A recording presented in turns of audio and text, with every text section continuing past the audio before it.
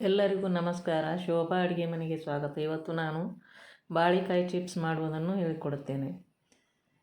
ಬಾಳೆಕಾಯಿ ಚಿಪ್ಸ್ ಹೇಗೆ ಮಾಡುವುದೆಂದು ನೋಡೋಣ. ಈ ಥರ ಬಾಳೆಕಾಯನ್ನು 2 ಕಡೆ ಕಟ್ಟು ಮಾಡಿಕೊಂಡು 3 ಕಡೆ ಈ ಥರ ಸೀಳಿಕೊಳ್ಳಬೇಕು. ನಂತರ ಈ ಥರ ಸೊಟ್ಟೆಯನ್ನು ಬಿಡಿಸಿಕೊಳ್ಳಬೇಕು. ಸರಳವಾಗಿ ಬಿಡಿಸಿಕೊಳ್ಳುವುದು.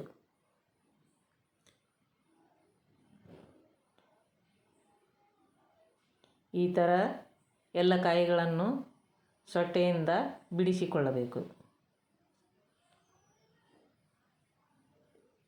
ಎಲ್ಲ ಕಾಯಿಯನ್ನು ಇದೇ ಥರ ಬಿಡಿಸಿಟ್ಟುಕೊಳ್ಳಬೇಕು. ನಂತರ ಒಂದು ಪಾತ್ರೆಗೆ ಸ್ವಲ್ಪ ನೀರನ್ನು ಹಾಕಿ ಉಪ್ಪು ಮತ್ತು ಅರಿಶಿನ ಪುಡಿಯನ್ನು ಹಾಕಿ ಚೆನ್ನಾಗಿ ಮಿಕ್ಸ್ ಮಾಡಿಟ್ಟುಕೊಳ್ಳಬೇಕು. ಈಗ ಒಂದು ಪಾತ್ರೆಗೆ ಎಣ್ಣೆ ಕಾಯಲು ಇಟ್ಟು ಬಾಳೆಕಾಯನ್ನು ಅದರಲ್ಲಿ ಅದ್ದಿ ಚಿಪ್ಸ್ ಮಣಿಯಿಂದ ಡೈರೆಕ್ಟಾಗಿ ಕರಿಯಬೇಕು.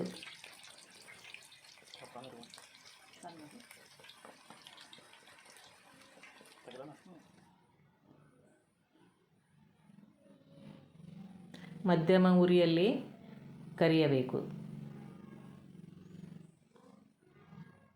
ಮುಕ್ಕಾಲು ಫ್ರೈ ಆದ ನಂತರ ಮಾಡಿಟ್ಟಂತಹ ಅರಿಶಿನ ಪುಡಿ ಮತ್ತು ಉಪ್ಪಿನ ನೀರನ್ನು 1 1 1/2 ಚಮಚದಷ್ಟು ಹಾಕಿ ಚೆನ್ನಾಗಿ ಫ್ರೈ ಮಾಡಬೇಕು.